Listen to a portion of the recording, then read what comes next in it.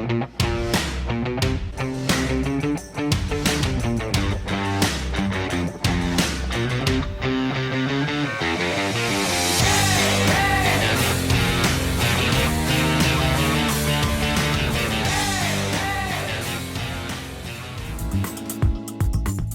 Rosie and Bill Show wish to thank our partners and Positivity primary sponsors.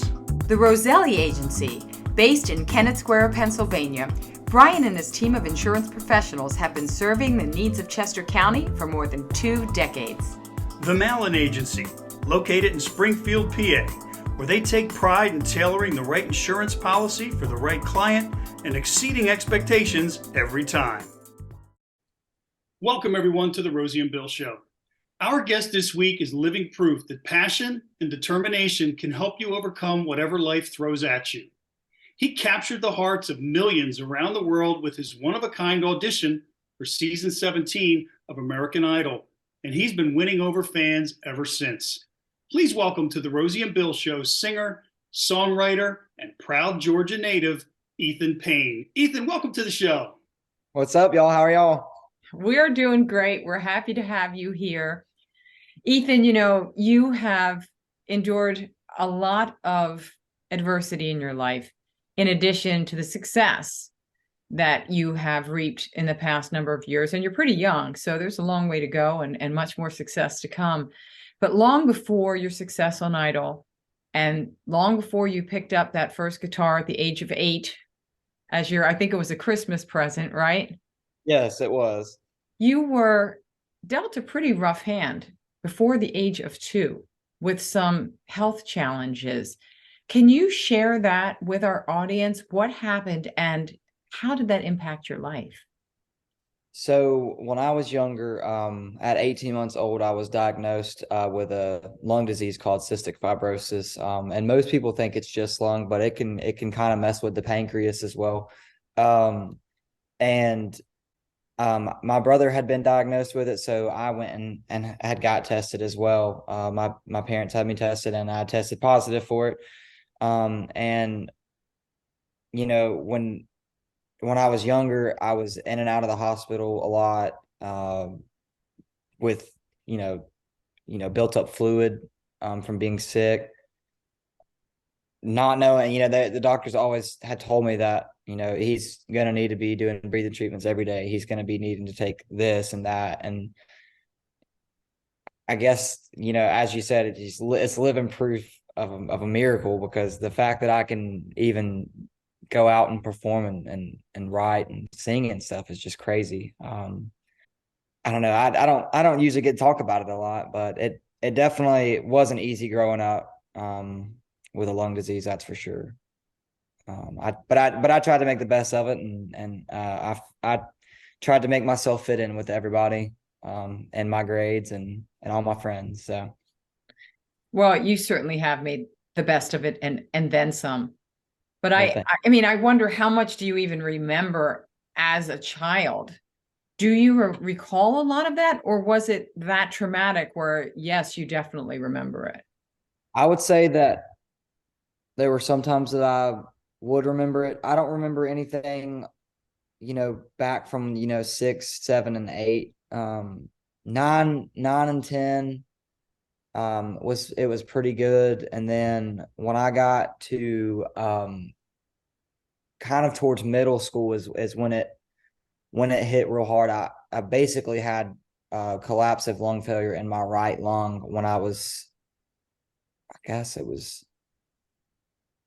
might have been right after American Idol, and it might have been right before. I'm not too sure, but I had gotten really sick, and I was put up in the children's hospital for about a week and a half, as they were just draining fluid and stuff. But as I always said, and as my mom always said, is you got to have bad days to have good days. So that's kind of, the little light that was shed on that.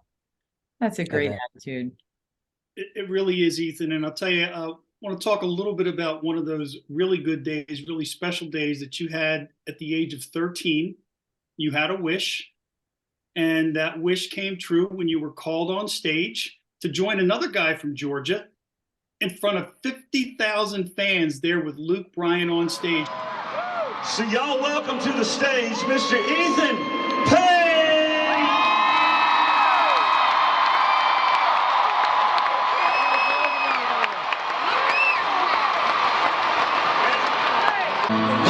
We didn't have nothing But a perfect, simple kind of loving. Baby, those sure were the days. There was a time our love ran wild and free, and now I'm second guessing everything I see. Do I turn you on and on when I kiss you, baby? There's a side of me wanting you, drive you crazy. Do I have your love?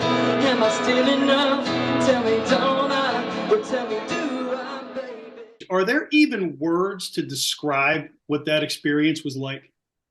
There's not, you know, a lot of my friends, you know, when I had first met my roommates this year, you know, we all kind of talked about like our lives and what's happened, and that conversation really kind of got brought up, and I told him, I was like, well, it's kind of like a blackout moment. You just black out. There was just, and I would say it wasn't really white lies, but Luke would ask me something, and I'd say, oh yeah, I've done that. Yeah, I did that. And then that's kind of how, you know, he said, the one question I do remember is, have you ever worn in-ear monitors? And I was like, oh yeah, I can wear those. I got it. And I had never worn them. So I remember that, you know, those things you go in, I've got my own now, and I wear them for live shows. But that it was the craziest thing, because you could take one out and you could hear, I mean, I don't know if you've ever heard what 50,000 people screaming sound like, but that's exactly what it does. But I don't know, the way I describe it is just, it's a living dream. I mean, it's like you got to pinch yourself to wake up after you just realize, you know, you've done that. That's such and I didn't realize at my age, like I don't know. I think being that young looking back now was crazy. But in the moment it just felt right. It's funny because a lot of people that are very successful, the one thing that I've noticed they have in common is they're fearless. And the fact that you were willing to say, yes, I did this. I know how to do that. I mean, that's a lot of guts, and look what it did for you. That's fantastic. Worked out. Yes, it did. When did you first know that music was your calling, that you had this interest, and not only the interest, but the talent for it? Mom, grandma, and grandpa had bought me my first guitar. And that was at the age of 8. And then I mean, I probably went through thousands of strings. I mean, I would break them constantly. And I'm sure that I made my family's ears bleed with my guitar playing. And then when I had turned, I think I was 11, maybe 12, my mom was like, well, why don't you just get some, I'll you know, I want to sign you up for vocal lessons. I wasn't doing sports at the time. I had just stopped playing baseball. And so mom was like, well, why don't you just get vocal lessons? So I think it was like, I had probably been taking vocal lessons 6 months before the Luke Bryan Make-A-Wish ordeal. And then right after that, I had quit, because he was like, I think you should just experience on your own. I think you should learn.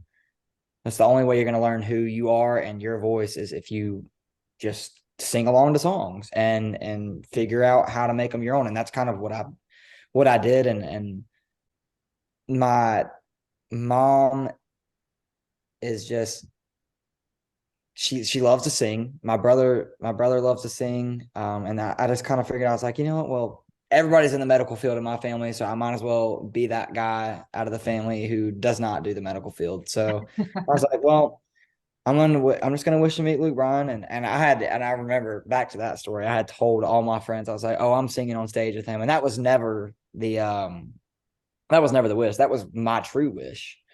But the wish was to only meet him, and definitely was able to turn that into something else. So That's awesome. And I think that at that moment, that's kind of when I knew this is something that I want to take seriously and pursue. You got the bug when you heard those 50,000 people scream. Oh yeah, it's crazy. It's just a adrenaline rush that compares to no other. I would say the only thing that can compare to it is when I go hunting and have a big buck walk out. That's probably the only thing that I could compare to that adrenaline rush. Oh my gosh, I should introduce you to my nephew. He is the same way. Yeah. Now we just talked, Ethan, about that first meeting with Luke and kind of being out there and that experience and kind of getting that bug. And then if we fast forward a couple years, you had a chance to reunite with Luke, and you delivered that night one of the most unique and memorable auditions ever on American Idol. In fact, Luke joined you with that. So He did. how would you describe that experience on the show, and what did you take from it? What did you learn from being on American Idol back in 2019? Before I went and auditioned, I was kind of in a rut on where I wanted to be as a musician. I mean, I was 15 years old. I was still in school. I'm sorry, I have to laugh. You're in a rut at 15 with your I music. thought, that's just the old soul in me. I was like, well, what do I do now? And I was like, well, I guess I could go try out for American Idol. And one of the talent guys, scouts had reached out. I'd originally tried out for America's Got Talent, and they denied me from the show. And then he was like, hey, I'm sorry about the last thing, come in and we'll give you an audition. And so I went in front of 3 judges. I think they were producers, and they loved the story. And I think they knew with where American Idol was, this was a perfect story. I mean, I feel like you have to have some type of story to make those shows even better, is because that's what they want, and that's what people around the world will connect to. And that story that I have already was great. And then now it's like this American Idol thing had their own story, but it also added into my story that I have. It's a lot of producers, a lot of people up in Nashville tend to not like guys who've gone on these shows. But I think it was one of the smartest things I've done. It grew my fan base, it grew numbers, and it allowed me way, way, way more opportunities. Not only, like, I would say whenever I tried out, I was definitely not the strongest vocalist. I definitely did not know how to write. But it did give me a kick in the butt to want to even pursue it even more with the 30,000 followers that we had on Instagram, and everything just leading to another. It definitely gave me fire to want to keep going. And it opened up a whole new outlet for me as a songwriter to be able to connect with bigger songwriters in town. And it definitely, I would say, being on the whole American Idol thing molded me into where I needed to be at the time, I would say. Well, that's important. And you definitely have the desire and the courage to do it. And when you're at the age, when you're 15 years old, I mean, that's the moldable age. And the good thing for you, it seems to me, is that you really had your priorities in order. And you were like, I'm going to learn everything I have to learn from this experience. And speaking of your songwriting, you have a new song coming out, What Grandpas Are For, which Bill and I watched and listened to the video, and it's really, really great. Can you share with our audience the story behind that song and the inspiration of the special man in your life? Absolutely. So growing up, when I was about 7 or 8 years old, we had before 7 and 8, me and my mom and my dad and my 2 brothers had moved all around the country for their jobs. And when we moved back to Georgia, I was able to connect with my grandpa on a whole different level. My parents had gotten a divorce, so I had to seek a father figure there. And the one person that I latched onto was my grandpa. Everything that is in that song, from how to drive a truck and how to drive a girl crazy, like it's all real. Like he taught me everything that I know as a guest on the country side of things. He taught me how to wet a line. And what I mean by that is we call that fishing. So if anybody out there doesn't understand, That's good you clarified to the Northeasterners over here. We used to catch gators down in the ponds. Oh gosh, and I guess it would Monticello, Georgia. How did Not you catch gators?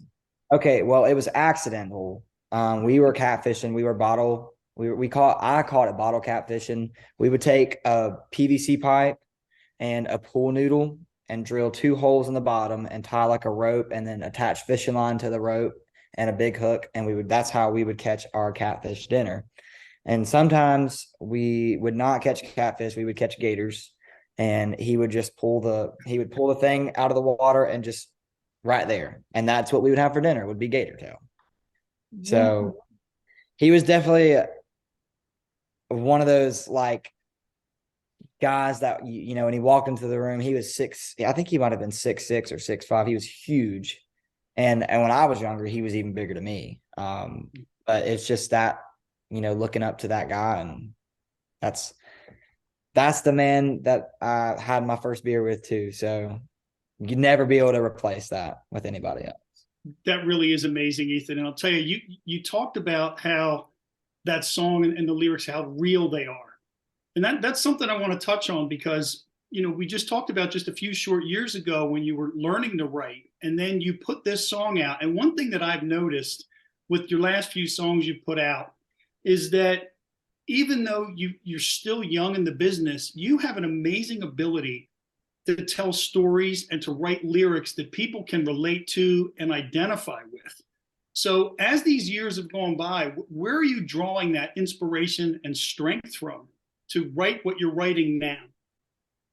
I would say the last 3 songs that I've put out have definitely been the strongest songs, and the inspiration it's came from anything that's happened in my life, anything that I've seen, anything that a friend's gone through. So, you know, with the What Grandpas Are For song that I put out, I wrote that one almost 2 years ago in Nashville. It was one of the first writes that I had in Tennessee, and it was awesome. So we sat down in the room, and I was like, guys, I lost my granddad, and I would like to write a song about it. And they were like, get a piece of paper and a pen. And we sat down, you know, all the thoughts and the feelings that I was feeling that day. And that's the song that came out of it. Well, it's wonderful that you were able to write that tribute for your grandfather. And we're sorry for your loss, because I can tell that's a big one. That's a big spear in the heart for you. It is. I don't usually talk about it a lot, but when, you know, I'm definitely open to talking about it. So, well, we appreciate you, you know, sharing that vulnerability with us and with our viewers, and I'm sure they'll appreciate it. And I'm sure they'll go listen to the song too. We awesome. highly recommend that. Better. Yeah. And I would say even when we were putting the song out, when we were getting everything ready for press release and everything, one question was like, is this just for grandpas? And I was like, honestly, I said, it says it, but it's not. I said, it can be interpreted with any type of family member, any type of friend. It's just it's something that somebody needs to be able to latch on to if they've lost somebody. That's the way I wrote it. Yeah, right. And I just want to throw in real quick, because I know Rosie's got something she wants to ask you about. But Ethan, I just have to tell you, I don't know how many times I've watched the video since it came out, and it's only been out a couple of weeks at this point. But I can honestly say that every time I've watched it, I get goosebumps. It's that kind of song, and that's why I said they better watch it, better listen. It's absolutely amazing. It really is.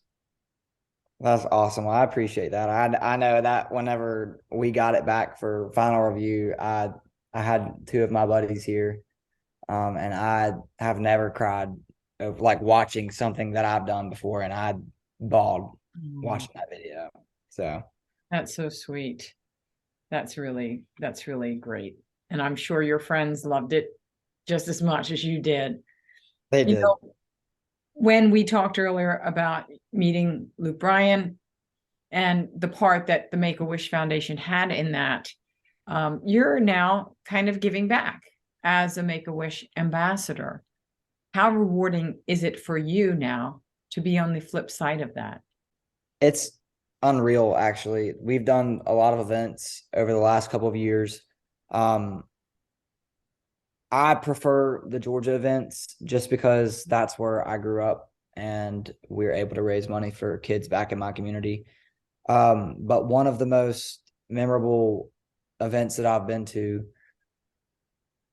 was one in Omaha, Nebraska. This was last year, and this was the first time I ever got to sign a guitar and auction the guitar that I signed. I got to auction it off, and I think it went for like $4,000 or $5,000 that got to go back to somebody's wish. So that was one of the most rewarding things. It's like a full circle moment. Everything that has happened in my career has been a full circle moment, and I truly believe in that type of stuff. But it is, at the end of the day, it is the most rewarding feeling to be able to give back to kids that are in need, not know whether their diagnosis or anything. It is, I truly believe that it is super important for Make-A-Wish to be able to grant wishes, because I do believe that it can cure kids that have illnesses, or at least help them. I feel like I'm living proof. Wow. Amen to that. And there's one last thing, Ethan, that I wanted to ask you about, and that is something I saw on your website. And it was a statement that said that you believe in living life to the fullest. And that's an expression that I've seen and heard, and I actually aspire to myself. But I really think that everything we've talked about up to this point really is proof that those aren't just words, but you demonstrate it with your actions. And I know that many times people who feel that way, that really want to live life to the fullest, they'll often have goals, and they might be personal or professional, and they're working towards goals. They could be short-term, long-term, intermediate term, or whatever. Do you have any goals right now that you've got set for yourself, either personally or professionally, that you're working toward? I would say personally and professionally, I set out a goal to have almost 2 months of shows just back to back to back to back to back. And I'm more than halfway through I just booked all of April. Every weekend is totally booked in April. So that is amazing. And then half of May is booked. That was more of a professional goal. And then honestly, just being around more of my friends, being in Nashville more is definitely a personal goal. That's something that I've struggled with a lot. Only being 4 hours away from Georgia, it's easy to find myself going back home a lot. But I'm younger, so I mean, I try not to use that as an excuse, but at the end of the day, if I have to have one, that's what I use. So I say I'm going home to mom. Oh, that's sweet. Well, those ties are strong. There's no question, but yes, it's always good to find the balance of, being with your family, but also kind of carving out a life for yourself as well, and figuring out who you are and who you want to be and all of that. So Ethan, it has been just so wonderful. Thank you for opening up to us. Oh, absolutely. Thank you for inviting me on here and being able to share my story. We appreciate it. And we love your music. You have just a beautiful sound. And it's like we said, in addition to being relatable, it's just, you have just a beautiful tone. And there's something about your voice that it just draws people in. So we wish you much success. And, we'll definitely have to have you back as things keep getting busy for you. So congratulations on all your bookings. And thank you for coming on the show with us. Thank you very much for having me. And I hope y'all have a great day. Thank you. And folks, thank you again for tuning in. Check out Ethan Payne. We'll see you next week.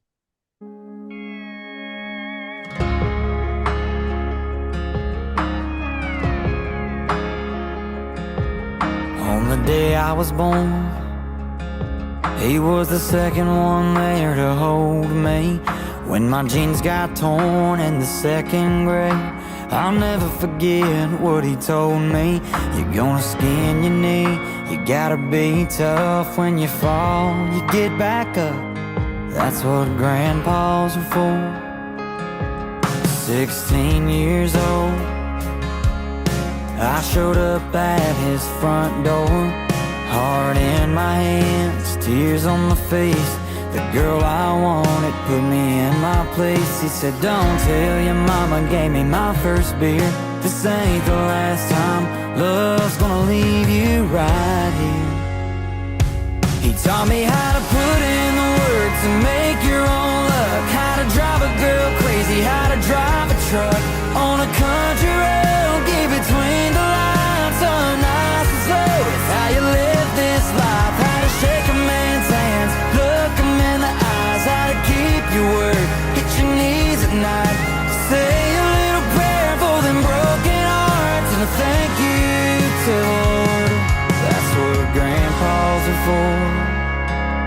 He told me 5 a.m., that's how our day started out every summer. Nose to the grind, hotter than hell. We were running them cows and bailing them bales. He wasn't there to make things easy. Hell, he made me tough as nails. And that's what grandpas are for. He taught me how to put in the work to make your own luck, how to drive a girl crazy, how to drive a truck on a country road. Get between the lines, so nice and slow. It's how you live this life, how to shake a man's hands, look him in the eyes, how to keep your word, hit your knees at night, say a little prayer for them broken hearts, and a thank you to the Lord. That's what grandpas are for.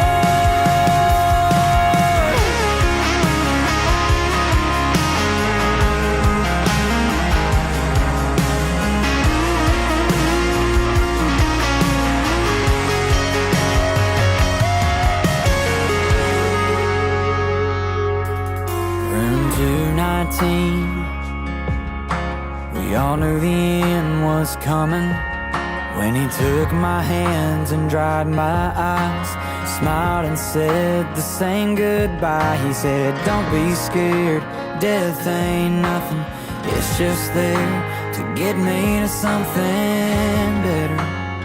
Yeah, that made me feel better. That's what grandpas are for. He taught me how to put in the work to make your own luck, how to drive a girl crazy, how to drive a truck on a country road. Get between the lines, so nice and slow. It's how you live this life, how to shake a man's hands, look him in the eyes, how to keep your word, hit your knees at night, say a little prayer for them broken hearts, and a thank you to the Lord. That's what grandpas are for. That's what grandpas are for.